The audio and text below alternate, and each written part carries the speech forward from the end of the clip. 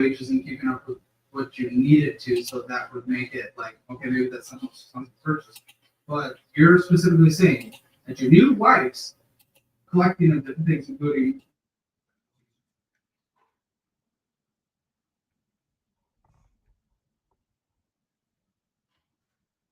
Okay, thank you very much.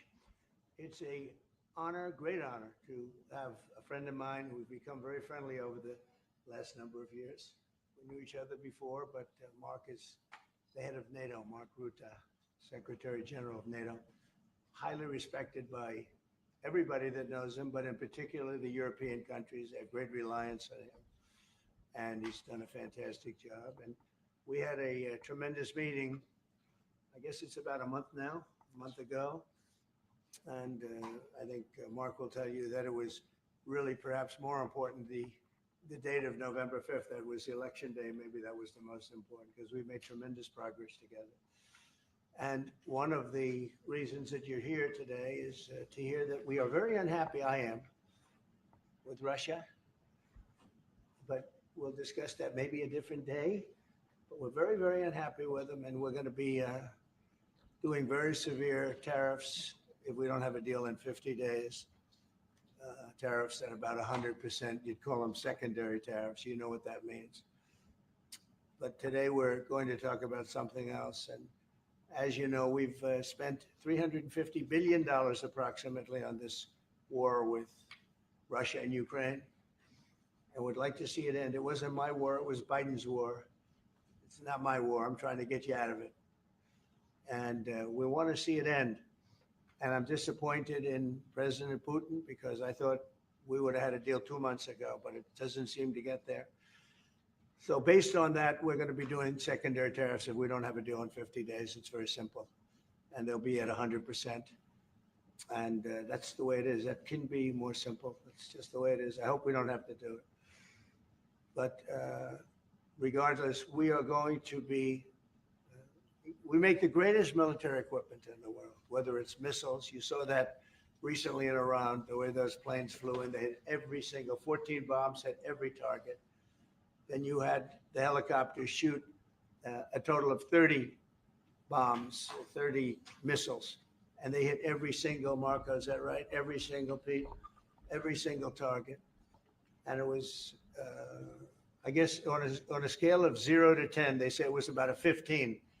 That's how successful it was. That's how lethal it was, a word they like to use nowadays. But it was an amazing, well-organized attack that people in this country want to do for 24 years. You know, when we had the pilots in last week, they were saying, sir, we've been practicing this for 24 years, meaning people, not them, but other people that are a little older now.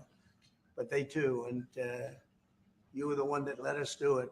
But we've been practicing it 3 to 4 times a year for 22, 24 years, because they always knew they hadn't stopped Iran from doing what they were doing, which is trying to come up with a nuclear weapon, a nuclear bomb. And we did it very successfully. And we make the best equipment, the best missiles, the best of everything. The European nations know that.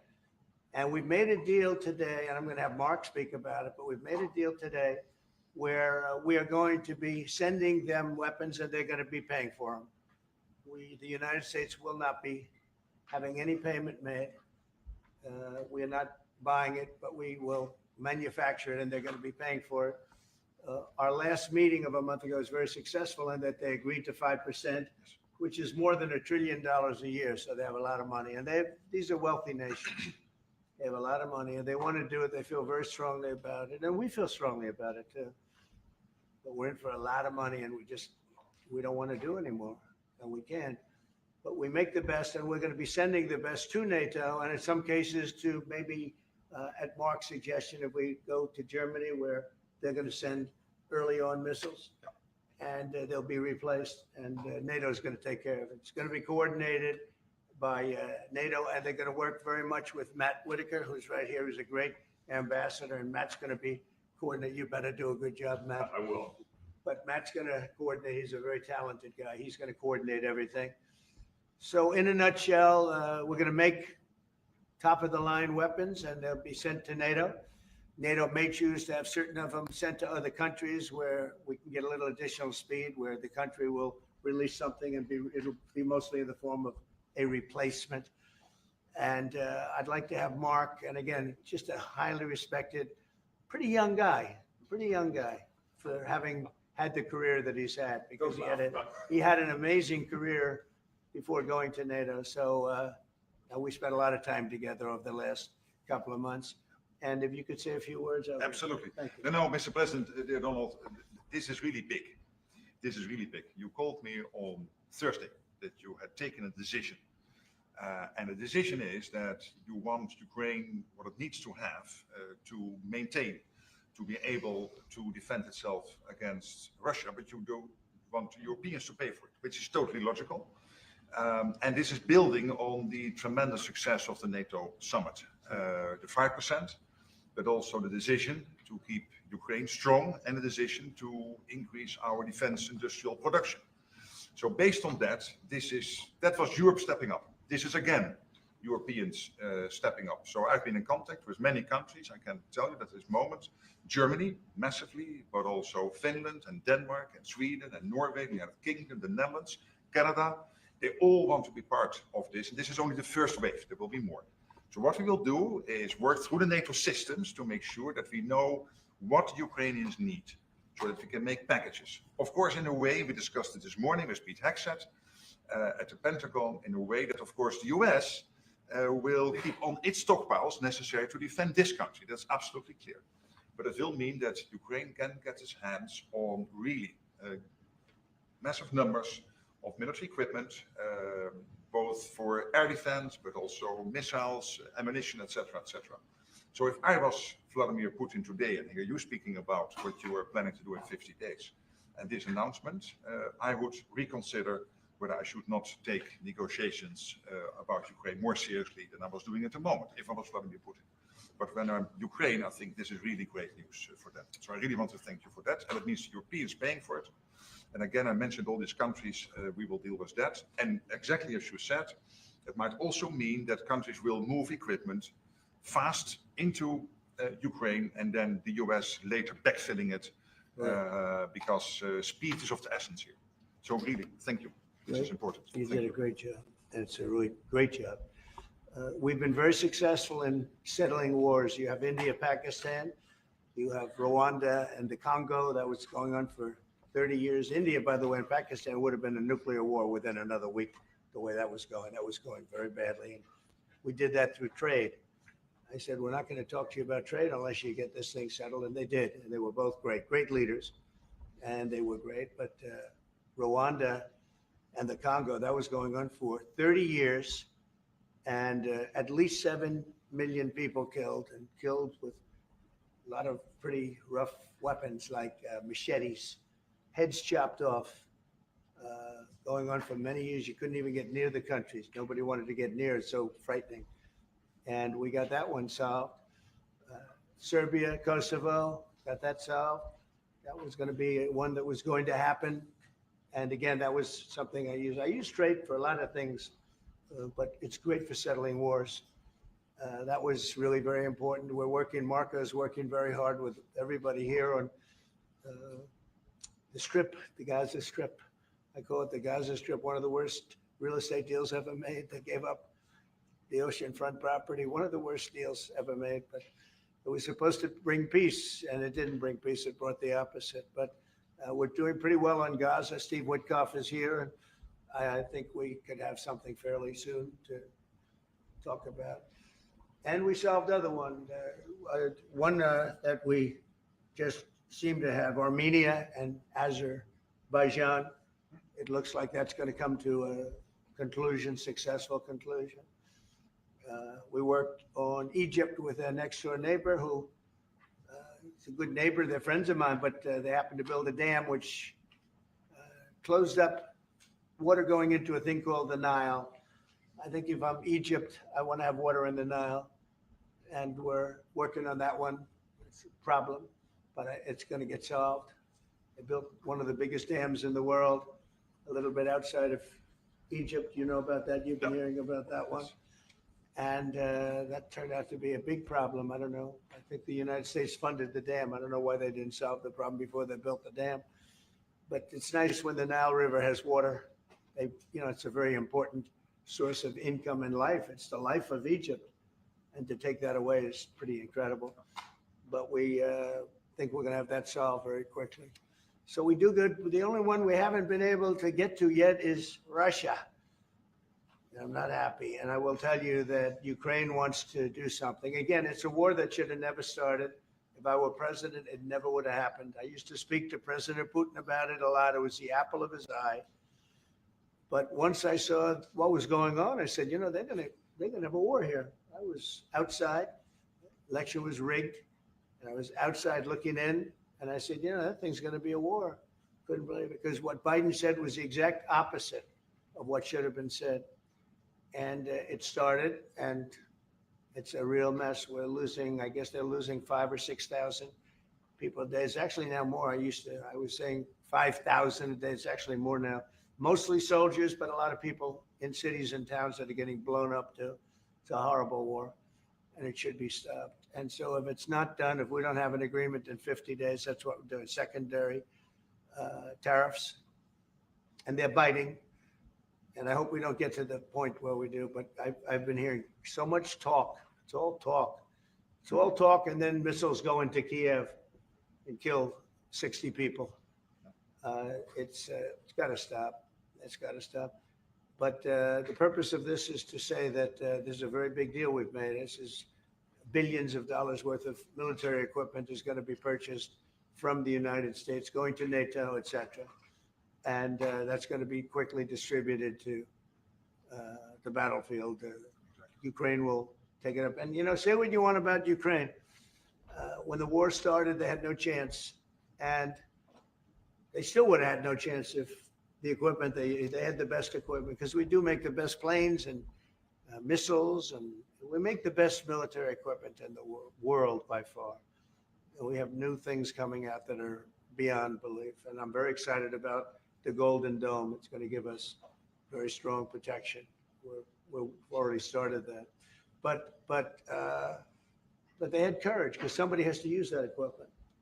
And they fought with tremendous courage, and they continue to fight with tremendous courage. But they don't have, they're losing on equipment. And Russia's really taken a very positive, very strong, what they've done the last couple of weeks. Without military reasons. That's what they are doing. It's 700 drones a day, missiles, bombing cities. This is not because of military goals. It is just creating panic, keeping people out of their sleeps, hitting towns. Yeah. It's really terrible. And it is meaning a lot of people lose their lives, but also the infrastructure, whole cities being They're wiping out the electric. It's going to take years to rebuild it. That's going to be the next problem. Yeah. Because, but that's going to take a long time. Many of the cities are knocked down to the ground. Many of the people have left, but many have stayed. I don't know. They actually stay.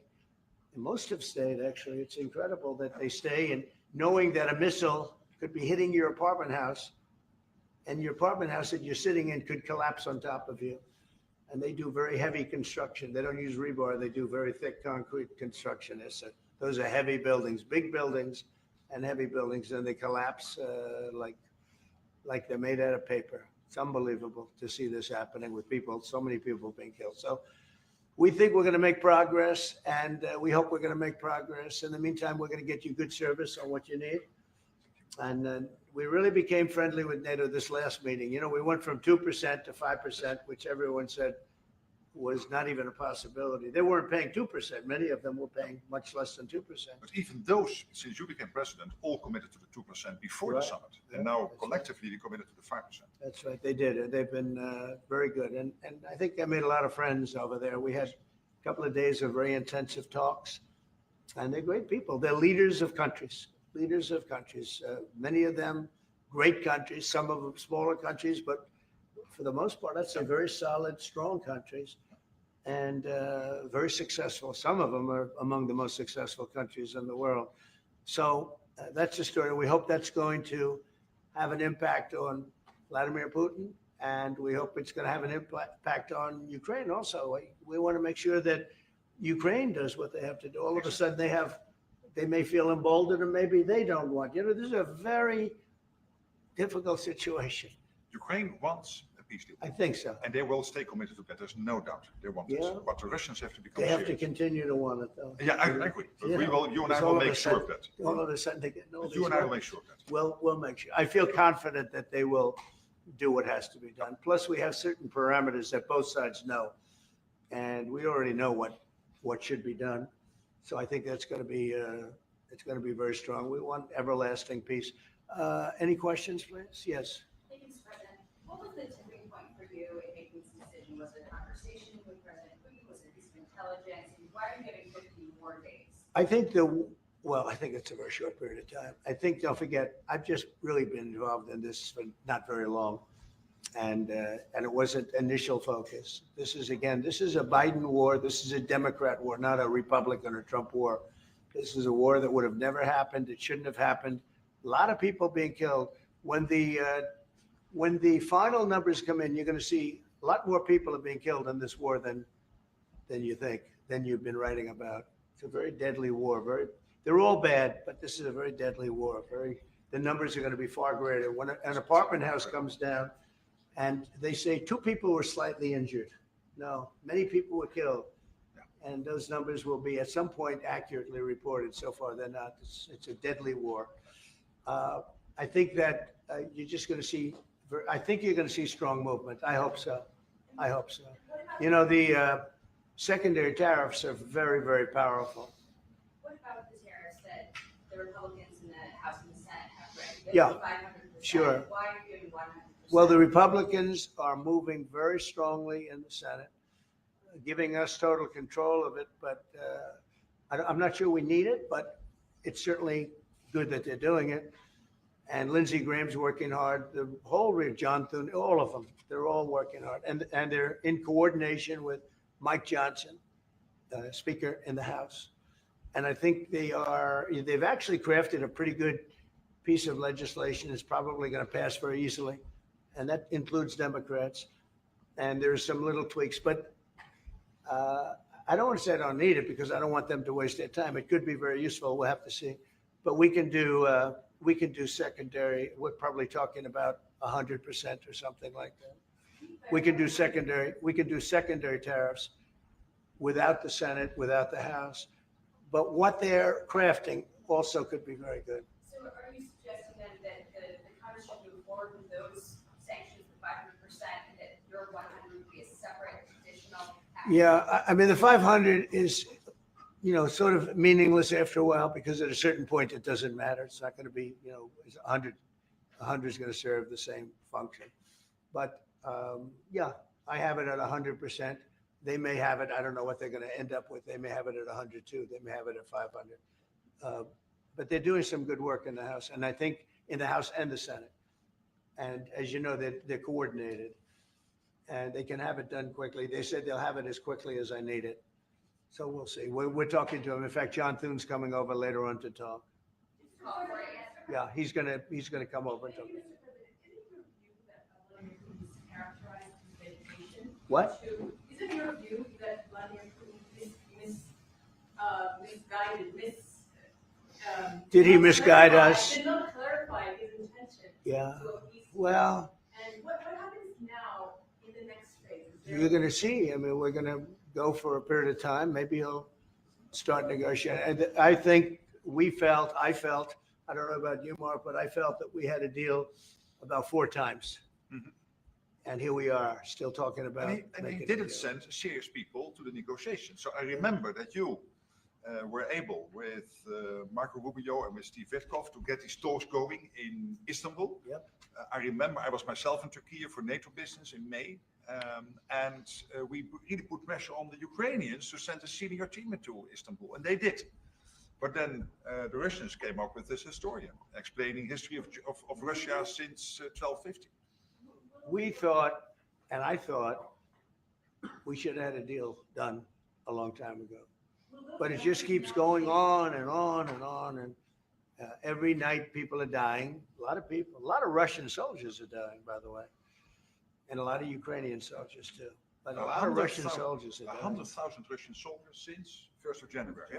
Since January, 100,000 Russian soldiers dead since January. So if anybody in Moscow is listening to this, again, 100,000 dead Russians since January. This is what President Putin is doing at the moment.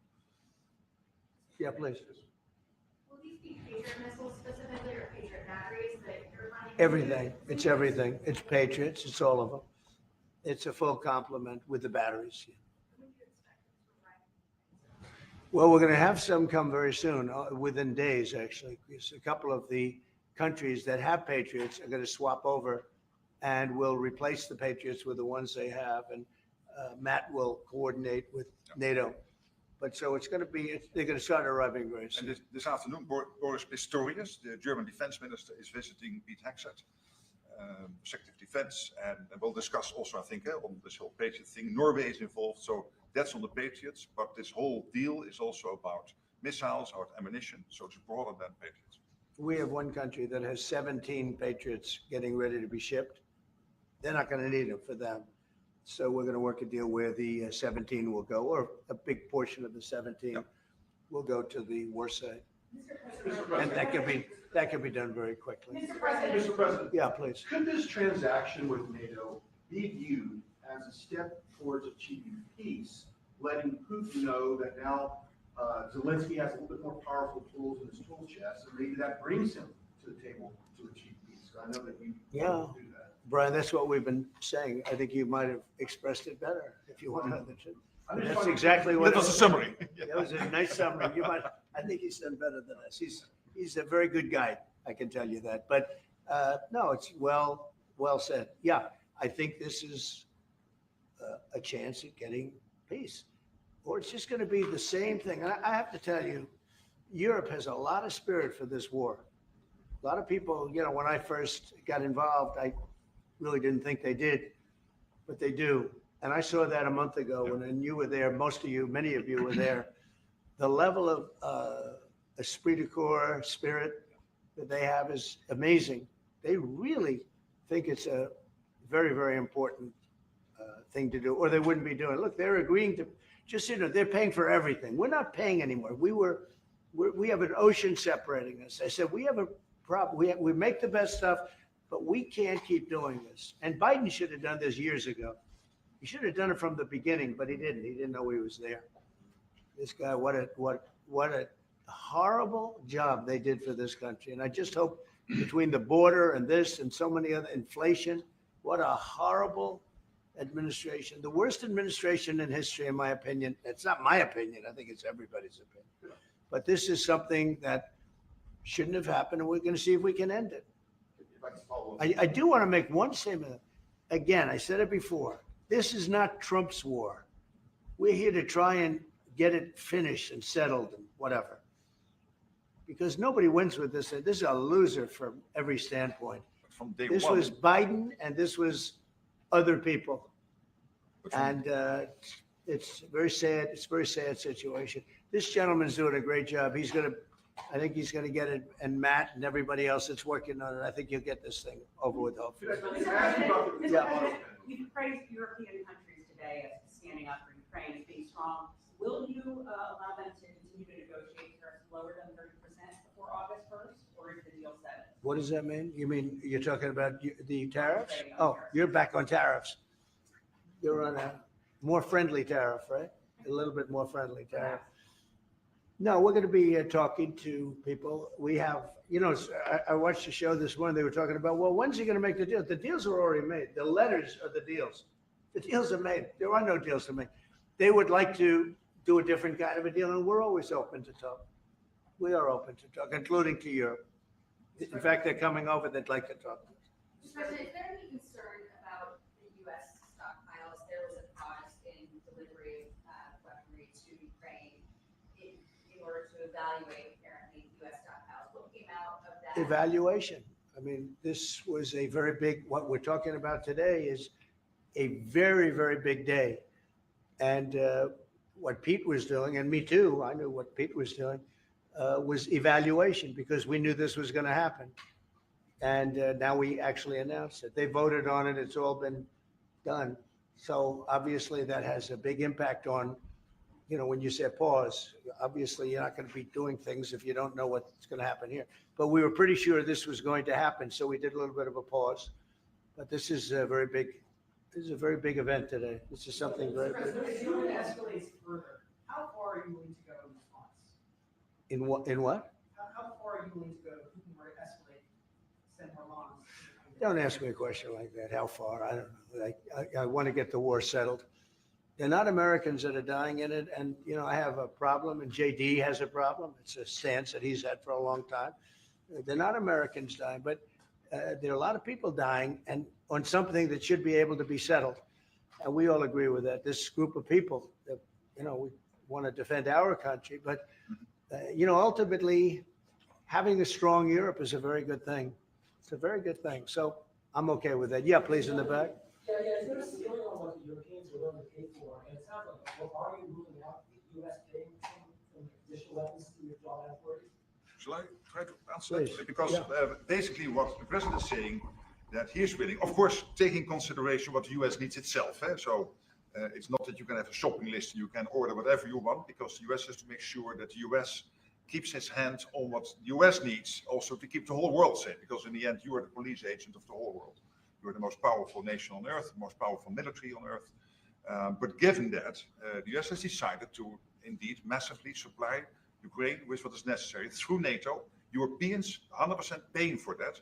And what we have been doing over the last couple of days is talking with countries, and I just mentioned the ones who in the first wave immediately said, we want to chip in. And then you are really talking about big numbers. Take Germany visiting today. They are really talking about big numbers. I will say that I spoke with Germany, spoke with most of the larger countries. And they are really enthusiastic about this. They want to, and they're willing to go very far. I will tell you, as per your question, how far would I go? They want to go very far. They don't want this to happen. That's why I think from Putin's standpoint, it would really be good. He gets the country, his economy is doing very poorly, and he's got to get his economy back. He's got to save his economy. He could save his country in a sense, but the economy can be destroyed. It's destroyed a lot of countries over the years. He wants to get that economy back. And, he's got a great country for trading and other things. If they could use the assets instead of war, he's got some tremendous potential. That's what I would say. How did you deliver this news to Putin? Say it? How did you tell Putin this was happening? I speak to him a lot about getting this thing done. And I always hang up and say, well, that was a nice phone call. And then missiles are launched into Kiev or some other city. And I said, it's strange. And after that happens 3 or 4 times, you say, the talk doesn't mean anything. My conversations with him are always very pleasant. I say, isn't that a very lovely conversation? And then the missiles go off that night. I go home, I tell the first lady, I spoke to Vladimir today. We had a wonderful conversation. She said, oh, really? Another city was just hit. So it's like, look, he's, I don't want to say he's an assassin, but he's a tough guy. It's been proven over the years. He's fooled a lot of people. He fooled Bush. He fooled a lot of people. He fooled Clinton, Bush, Obama, Biden. He didn't fool me. But what I do say is that at a certain point, ultimately talk doesn't talk. It's got to be action. It's got to be results. And I hope he does it. It's potentially such a great country to be wasting so many people on this and the money.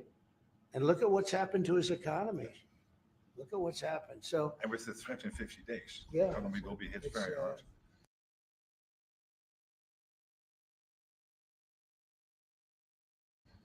I mean, look, I hope he's going to do it. It's He amazing knows how the deal. easily He knows the U.S. what. can call another country what we are. I mean, to say that this person did not do what he said he was going to do, that is the pot calling the kettle black. I just had to say that. A fair deal is, if there is such a thing as a fair deal, there's no winners here. This is a loser. This is a loser. And I dealt with him from the beginning. It wouldn't have happened, but I will say Ukraine was the apple of his eye. We talk about it. It was the apple of his eye, but it wasn't going to happen. And he understood that. It wasn't going to happen. And then I noticed, after I was out, I noticed soldiers forming at the border. Yeah. And then I heard horrible, stupid things being said from the other side. And I said, they're really handling it very, very wrong. It's a shame. Yeah. Can I say, Yeah, can I please. add one thing, and that is about President Trump, because you came in office in January. On the 12th of February, you had your first phone call with Putin. I think you did exactly what I hoped you would do. That is breaking the deadlock, starting the conversation, because you have to test him. I know Putin very well from the days when I was Prime Minister in the Netherlands. You have to test him. And you did this. And you really gave him a chance to be serious, to get to the table, to start negotiations. Steve Witkoff, Marco Rubio, we all tried to help you. But you've now come to a point where you say, well, hey. We actually you have thought we to- had you have to get probably serious. 4 times a deal. It's amazing to me how everyone kisses up, and this Trump that we're seeing right now is honestly not. And you know, again, I'm not voting, I'm not into any of this, but this ain't that dude. I don't know who this is, but this is not him. You were called and you said, Yeah. this looks good. Yeah. And then the deal wouldn't happen because bombs would be thrown out that night and you'd say, we're not making any deals. It was like, But it's you very, breaking the deadlock was crucial, because you had to start that process. You were the only one who was able to do that. I think we'll get it done. Do you think he's reasonable enough to negotiate? Yeah, I think we're going to get it done. I think, look, this is a very powerful situation. You have very wealthy countries buying the best equipment in the world. And we have the best equipment in the world. We make equipment like no other. You know, our submarines, nuclear submarines, are so powerful. They're most powerful weapon ever built. And we have the best in the world by, they're 20 years behind, 25 years behind us. We have the greatest equipment anywhere in the world. I just hope we don't have to use it. Yeah, please. Thank you, Mr. President. On a separate topic here, President Biden, of all people, spoke to the New York Times over the weekend. He did not speak to them on the record during his time in office at all, but spoke to them recently. And he defended his use of the automat and said that he signed off on every decision. But at the same time, the Times reports that he did not individually approve each name for the categorical pardons that applies to large numbers of people. What are your take on that? Any new revelations from? Well, I mean, you're talking about the auto pen. Look, the auto pen, I think, is maybe one of the biggest scandals that we've had in 50 to 100 years. This is a tremendous scandal. And I know the people on the other side of the, see that desk, that Resolute desk? Unfortunately, he used it before me. But, you know, we have our choice of 7 desks. They're all beautiful, but I chose the Resolute, and so did he, unfortunately. But the people on the other side of the Resolute desk, I know them. Lisa, the whole group, and they're no good. They're sick people. And I guarantee he knew nothing about what he was signing. I guarantee it. So they're going to figure it out, and we'll see what happens. But to me, the auto pen, you know, you elected president. You know what the auto pen is supposed to do? Sign thousands of letters from young people that write. We get thousands of letters a week, Susie, right? Thousands. I mean, tens of thousands sometimes. I look at a room, there's a room where we have many, many people working, responding and sending letters back. That's what an auto pen's supposed to be. To write to a young 7-year-old boy that writes to the president and he wants to be president someday and he loves America. That's what the auto pen's supposed to be. It's not supposed to be for signing major legislation and all of the things. No, the auto pen, and I doubt he knew. I doubt they even spoke to him about it. I think they had, it's called a freewheeling auto pen. Like Biden was never for open borders. Biden was never for transgender for everyone. So I don't think I think the radical left people that took over the White House. And if I didn't win, our country was finished. You know, when I was in, and I said this a couple of times, I hope I don't bore you with it, but when I was in Saudi Arabia, I was in Qatar, I was in UAE, and then I met with all of your leaders, Yes. including you, a great leader. He's now the leader of many countries, not just No. But I met with a lot of leaders over the last 2 months in the Middle East and all of the NATO countries. And I will tell you, they had one common phrase. They thought America was dead 1 year ago. And today they say, and they all say it, and I hope you'll back me up in this, but they say now it's the hottest country anywhere in the world. It is. Look at our numbers. Look at the numbers we made. You see, we made 25 billion last month. We didn't make that for years. The tariffs are kicking in. The economy is very strong, even though we have a Fed person who's terrible. He doesn't know what the hell he's doing, but that's all right. We blow through interest rates. We're doing so well, we blow through it. Be nice because people would be able to buy housing a lot easier. But think of it. How? We thought your country was dead. How? And they were dealing with China because they were really going to China, but not anymore. But we thought your country was dead, and now you have the hottest country anywhere in the world. So we've done a really good job, and it's an honor to have this man. This man is a star, and he's going to be dealing with another one of my stars, Matt, and you're going to do a great job, Matt Whitaker. Okay? Thank you very much, everybody. Thank you, Brian. Thank you.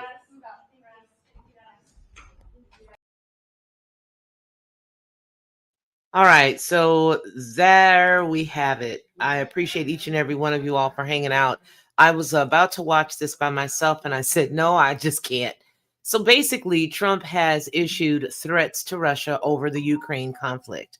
The same exact cat that said, oh, if it was me, I would have had it done in a day. Let me back in and I'll take care of it. There's something that's different here, and I don't know whether everybody sees it or not. But I truly and honestly believe that some allegiances or alliances that were made in between the time Biden took office and the time Trump came back in office, I think some of those allegiances are standing true. I don't feel like any of the situations that we're seeing now are made in the best interests of the United States. And I personally feel as if we're being dragged into conflicts that we possibly should never have been involved in. Now, we do know that for the United States, we have given aid financially as well as militarily to Israel for several years. And it's not just this president, but it's him and every president before him that has continued to give the aid that was already agreed to give to them. My concern is that we are now them, and that there is enough of them to be in our government to affect this type of sweeping change over the quote unquote Middle East. It's very saddening. It's very concerning. And I feel as if right now we are at the precipice of war. Even though we may have seen rumors of wars, small skirmishes here and there, I believe that right now we are at the precipice, because if one country didn't respond a certain way when we went and hit them, and another country didn't respond another way, we're going another direction. And right now, the country that has the most nuclear power is Russia. So if we're now putting out comments and statements and things that should possibly be handled in a more diplomatic fashion, meaning president to president, meeting to meeting. And, you know, the public doesn't need to know everything that goes on in those meetings. Do you see what I'm saying? We don't need to know everything that goes on in those meetings. But I feel like if you want to handle something for peace and for peace sake, then those things should be handled behind closed doors, where one leader can talk to another, attempt to cajole that other leader to, you know, make things better, smooth things over, however you want to fashion it. In my personal opinion, I just believe that right now we are treading on thin ice, possibly the thinnest ice that we have treaded upon, even in the Biden administration, to compare us to that administration. I do not see this exceptional rebound of the economy as it's been shared just now. I don't personally see that. If you see it, please let me know. I personally see more people struggling. I personally see more people wondering, okay, if you found all this money and then you toyed with the American public saying, hey, we're going to give the money back to the people. None of that has happened. And I don't know if any of us really want that to happen. I just want to see something that you said happen. That's all. And again, because I don't vote, I feel like I have a right to say it because I'm standing on the outside looking in. I can say something about the former administration, this administration, and any other administration that comes up, because if you are looking at people's words. You have a right to say, that's not what you said, and this is what you're doing, right? So for me, I just don't see it. Let me know down below in the comments what you think. Do you think that we are making things better? Or do you think that by us tiptoeing around with this cloak and dagger type of mentality that it seems everybody wants to ignore, uh, we are tipping around like we are not Israel. We are. This country is being used specifically at their whim. And I just have to say it. I know a lot of people may not agree with that, but, and I know there are a lot of people who think that, yeah, we should stand in their stead, not when they are picking on everybody and they're using one country to look as if it's that country and not them. We are doing the bidding of another country. And I feel like we are going to slide into home here in a minute, and it's going to be almost apocalyptic proportions. It really is. Let me know what you think. And I appreciate you guys for hanging out with me.